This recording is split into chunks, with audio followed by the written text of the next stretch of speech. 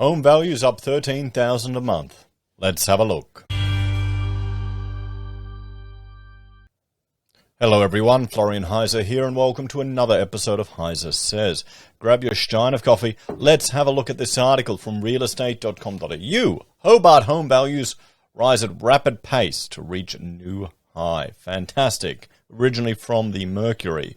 Well, there you go. Hobart's high-flying home values climbed sharply in July to reach an unprecedented $621,000. Let's compare that to some of the other asking prices. This is for the capital cities. Here we can see, as always, over $1 million for all houses. 3-bedders at $988. So Hobart isn't quite at the levels of all of the capitals. If we bring in the regionals, and there we go, it's just loaded here, $685,000. And $600,000 for a 3-bedder. So Hobart's creeping up there, everyone. Let's compare it to Sydney. If we look at Sydney here, we'll just wait for this to reload. Boom, there we have it. We can see we're sitting at $1.5 million. So for the price, you could get 3 houses in Hobart for the price of 1 in Sydney. We have a look at Melbourne. We can see we're sitting at just over $1 million for even a 3-bedder now. $1 million for a 3-bedroom house. And then in good old Brisbane, all houses are now $705, 3-bedders are $616,000. So there you go, guys. Hobart is creeping up to Australia. We'll have a look at the SQM data here for Hobart, and you can see 654 for all houses.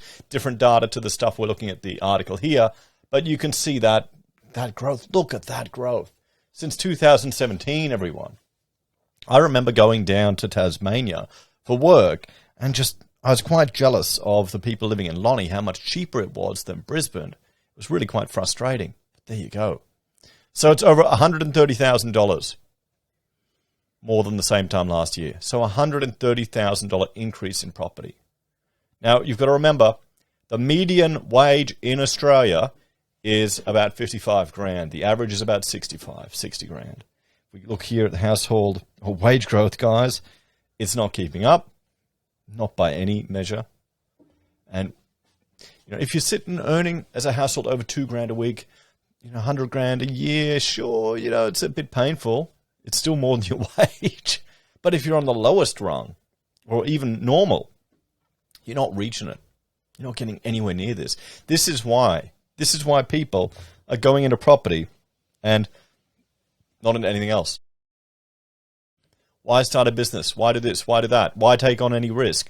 Buy a house. Buy a house in Hobart and you made $130,000 profit in a year. Sell it. Okay, you got some expenses. You probably walk away with $100,000. The median revealed Monday, so the median, this is smack bang in the middle, is in the southernmost capital city's highest dwelling values on record. It was 13,142 higher in July than June, and June was 33,417 higher than May's median. The report showed Greater Hobart was more expensive than Brisbane, Adelaide, Perth, and Darwin, but still $140,000 with change, more affordable than Melbourne. There you go. There you go. Hobart, everyone. Don't get me wrong. Hobart is a beautiful city. Beautiful. I went there for a student conference. It was wonderful. Climbed the mountain there. It was very cold. Very, very cold, but still. Just last week, the Real Estate Institute of Tasmania revealed a record $1.459 billion worth of property had been sold in the past quarter. CoreLogic's monthly home value index put Hobart's annual growth at 21.9%, which was second to Darwin. Hobart values rose 1.7% in July and 8.2% over the past 3 months. Regional Tasmania's property market was equally strong, with the annual median pushing up by 22.6%, just a stitch behind regional New South Wales at 22.9%. The report found advertisers' listing numbers remain well below average. So, again, it's a supply and demand issue. We're seeing this happen in all of the cities. CoreLogic Research Director Tim Lawless said with demand so strong, prospective buyers were feeling a sense of urgency due to the level of competition in the market. FOMO. That's what it is. It's good old Aussie housing FOMO. Peterswald, for property director Harry Kuma, said lower stock levels in winter was typical, but this has been compounded by an already thin market. Winter has been incredibly tough for buyers to find their right homes, he said. Some buyers may have thought a slowing market from a stock point of view could put the brakes on our booming prices, but it's more likely been fuel to the fire.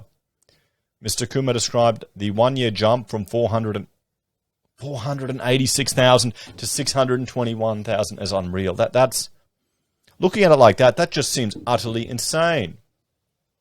Utterly insane. How can you keep up with that, everyone? Even with the flurry of property that we are anticipating for spring and summer, there is still an oversupply of buyers who will support rising prices, he said. I wonder how many of those are moving from interstate. We're seeing that people are leaving Sydney, people are leaving Melbourne. Can't blame them. How many more people are going to flock to Tasmania? I mean, it's been impacted the least by the pandemic and by the lockdowns and restrictions. Are they just going to close the border to the rest of the country, like they did back in the Spanish flu? In every capital except Hobart, the report found house values are rising faster than units. Mr. Lauder said Hobart unit values were up 23% per annum, while house values have risen by 21.7%. Potentially, the slightly stronger conditions across Hobart's unit sector reflect greater demand from downsizers and empty nesters. So people going there to retire. I guess even 600 grand for a house is going to seem like a bargain if you're downsizing from Sydney. It could be attributed to worsening affordability constraints, diverting demand into the more affordable unit sector where the median values are around 156 lower than houses. Meanwhile, rental markets nationwide remain tight, with the annual pace of growth lifting 7.7%, the fastest rental appreciation since 2008. Hobart rents increased further still, with a 9.5% change in annual house rents and 11.1% for unit rentals. Hobart recorded a stronger rental yield at 4.1% than the national average at 3.4%, which was in line with most other capitals, aside from Darwin at 6%, Sydney at 2.5%, and Melbourne at 2.8%. So there we have it, everyone. Look at that, from 486,000 to 621. 13 grand a month increase, $130,000 in 1 year. How are you going to keep up with that? What's the solution to this? Move further out. Move to the regions even further. Maybe move to Lonnie. Move to the west coast of Tasmania, away from civilization. You might be able to get something cheaper there. There you go. As always, guys, thanks for watching. Like, share, subscribe to the channel. Let me know your thoughts and opinions on this one in the comments down below. If you're a fan and enjoy the content you create here, there's a few ways you can support the channel. You can join us on YouTube or Patreon. Sign up for affiliate links at Amazon, eBay, Independent Reserve, or AussieBroadband. Use SelfWealth or Stake. Buy a merch from HeiseSays. Use Gold Pass from the Perth Mint or support us via PayPal. Take care, and I'll see you next time. Bye for now.